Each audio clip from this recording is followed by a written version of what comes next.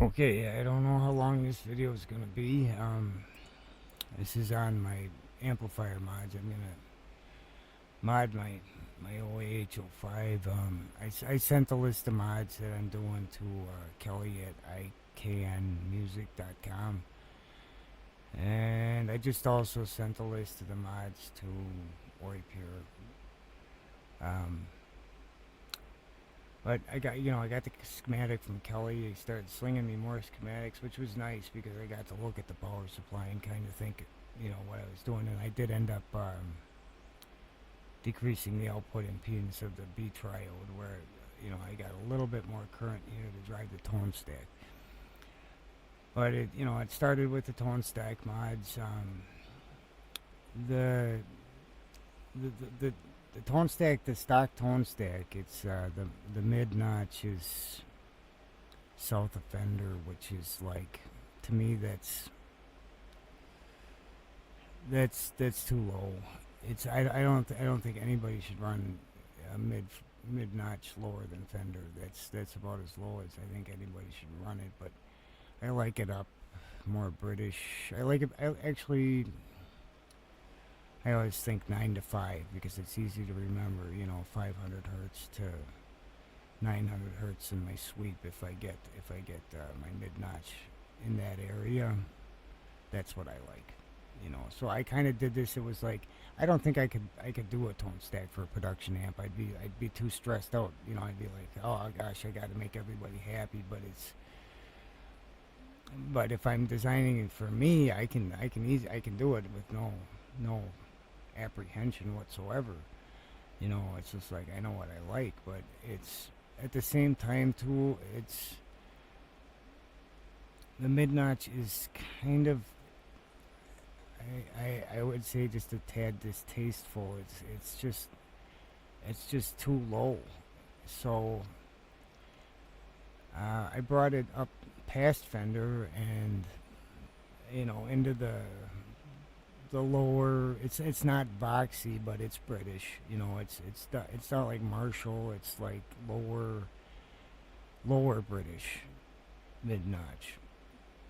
So, and I think that's good. That's what I like.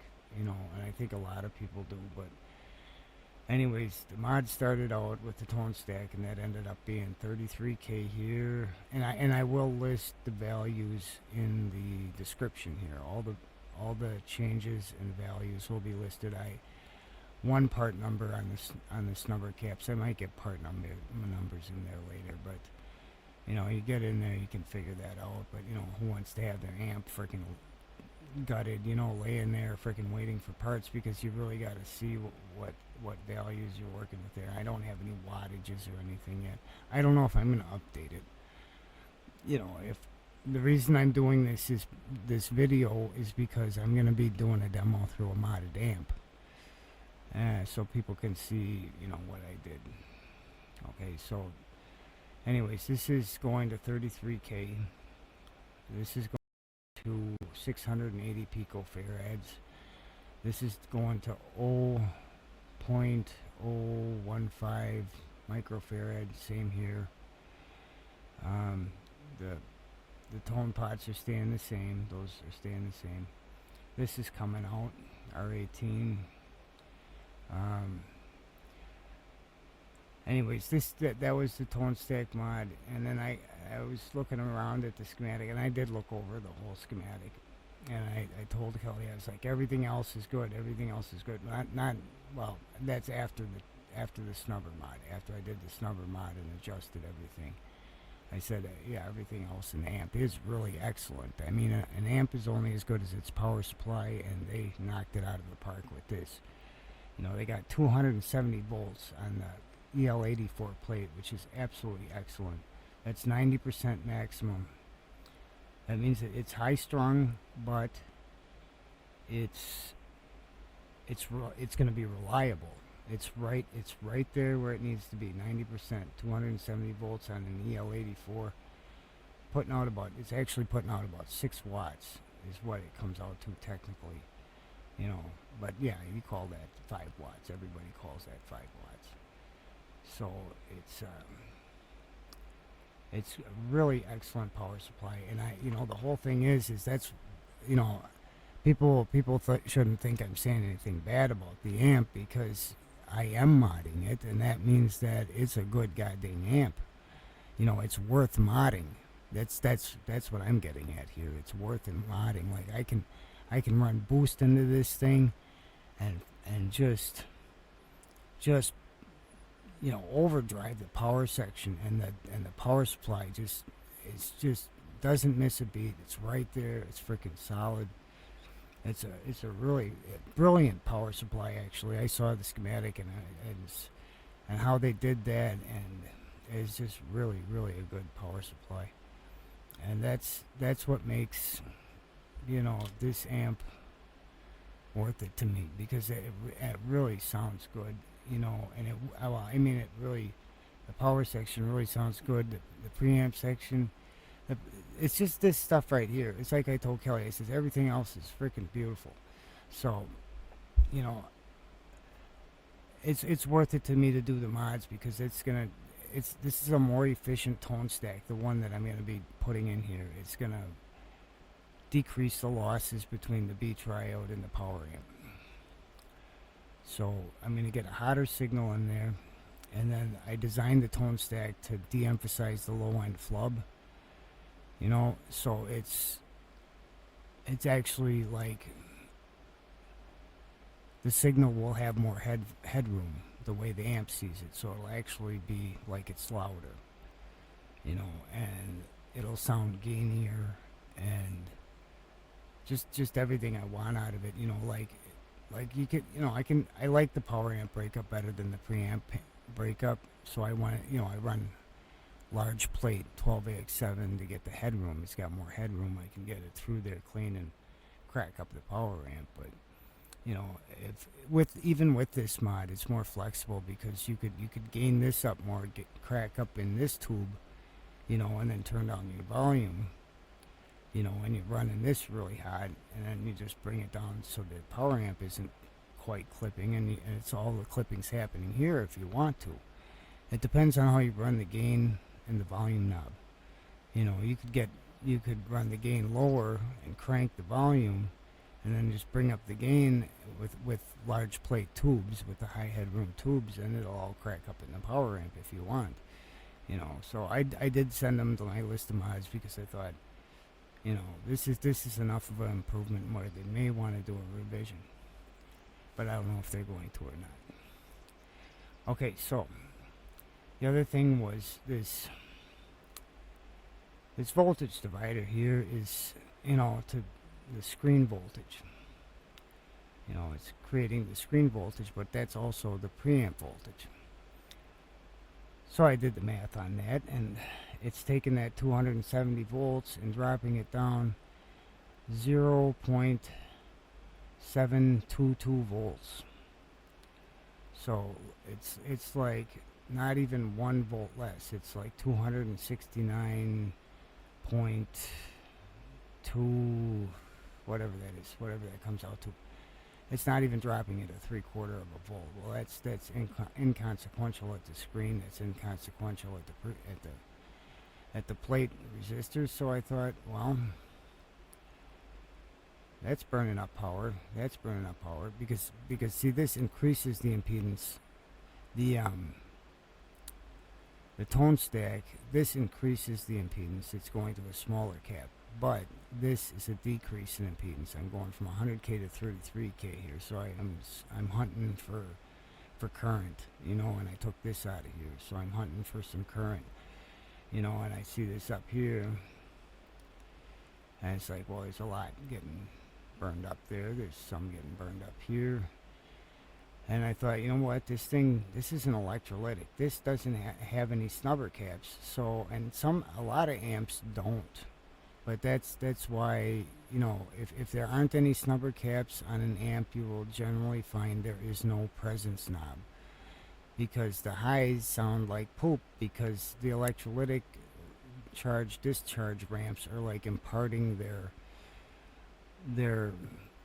dysfunction onto the high frequencies, and it's you know, and it's fine. It's fine without a presence snubber if somebody doesn't run that bright. You don't have to have snubber caps, but this thing has a bright switch here. You got this bright switch. People, I've seen it, and I did the same thing. People turn it on, try it, and turn it off, because you know the bright it sounds like electrolytic capacitors. So the whole thing is like, I get this out of here, because honestly, this resistor is the only reason for this cap, in a way. Okay, that's adding a little more power ballast to the system, but only on the preamp side.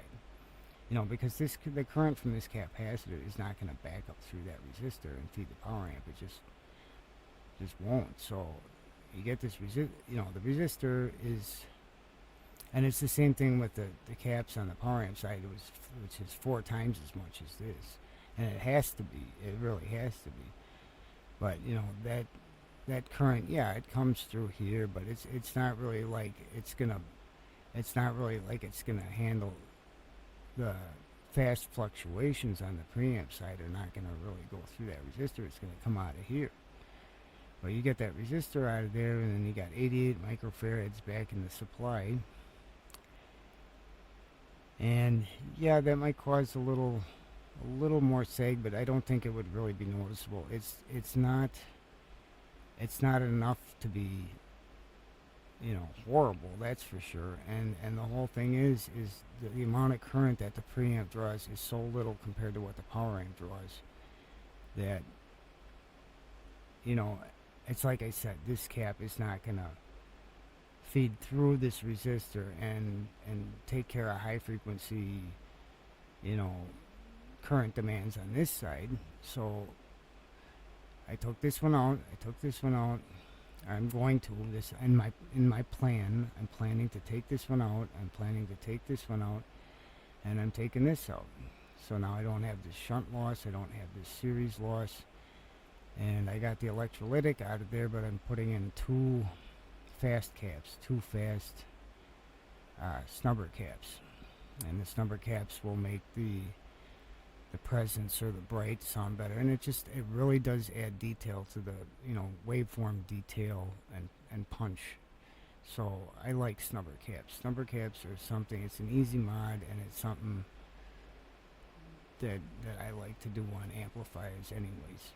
And this voltage divider is really not necessary, and it is using up some power. Now, because I took all this out and I'm putting in 2 snubber caps, I can take that little extra current that's available and run it through a little bit more through here. So I'm taking this from 120K to 100K, same as the first triode. So I'm basically degaining this tube, but it's just a little tiny bit. It's not a whole lot. I'm just making it so that it can put out more current, you know, to drive this, and that's going to take care of that. So this is going to 100K, and this is going to 1K5, the cathode bias resistor, and that decreases the output impedance of the B-triode and helps drive the stack with the 33K and the missing R18.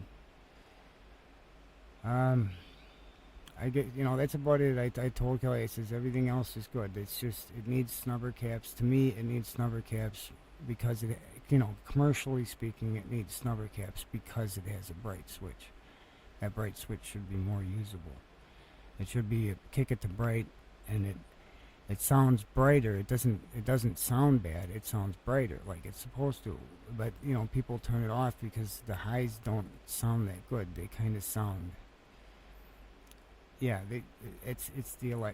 these caps are not fast enough. They're just, that's why snubbers, you know, for the air, the top end air, you want snubber caps to keep the waveform accurate, and to accurately reproduce the waveforms, you know, at high frequencies.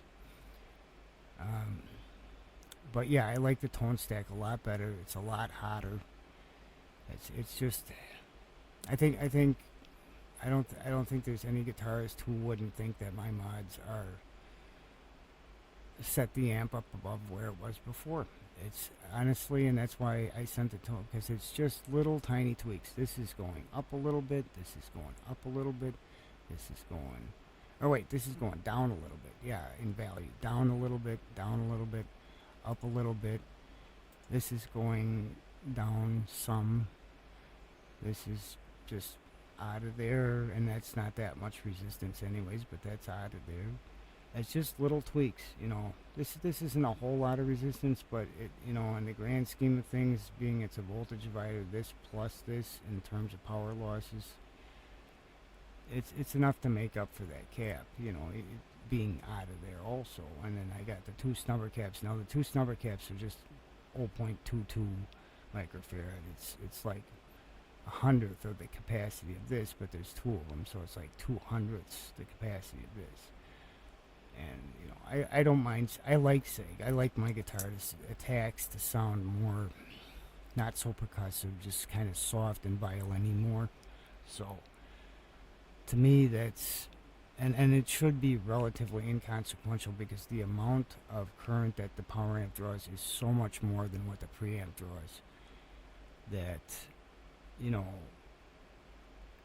once you get rid of this resistor, you know, that the amount of current that the preamp draws is out of the remaining 88 microfarads. It should be fine. And it, you know, it's going to probably just a touch more sag, but I don't think anyways, it's not even really going to be noticeable. But, you know, I think just the way it sounds to me, and this is even cranked with you know, I'm clipping the power section, and the amount of sag when I'm running this wide open, and I'm giving this thing the full go, you know, the amount of sag to me is like, I wouldn't mind just a touch more sag. So I thought, okay, that's the way to do it, because it's real simple. There's already a spot for a part here that's an electrolytic. It's probably about, you know, the leads are probably the same distance as this R19, so, you know, those two caps will fit in there. Anyways, the values are in, there's one part number, and the rest are just values. There's no wattage values. If anybody's going to do this mod, and I'm not going to change it, I'm just saying I'm changing the tone stack, but if anybody does this mod, they're going to have to figure out what that wattage is, what that wattage is, what that wattage is. These are 400 volt caps, and this is obviously, you know, 400 volt caps all around. So I think the part number I gave on this one is 450. It's a 450 volt. Any, you know, 400 is fine or higher. And the wattages, this might need to come up a little bit. This is going to be the same. I mean, this tube is going to be gained more, so it's going to be drawing more current than it is in this situation, you know. But I boost into this. I boost into this triode, and yeah, that also increases the gain here. But I don't know. That's why I contacted them on this, because you know, they got engineers there that I can figure. Otherwise, it's a whole bunch of work for me. I got to freaking, you know, I guess I could do the math on it. I might at some point do the math on it, and because I'm going to be doing the mod, I guess I could put part numbers in when I do the mod, because but it's a lot of work, and I don't know. I might put part numbers and substitute values for part numbers, but don't count on it. Okay. Anyways, I'm just saying I'm modding my amp.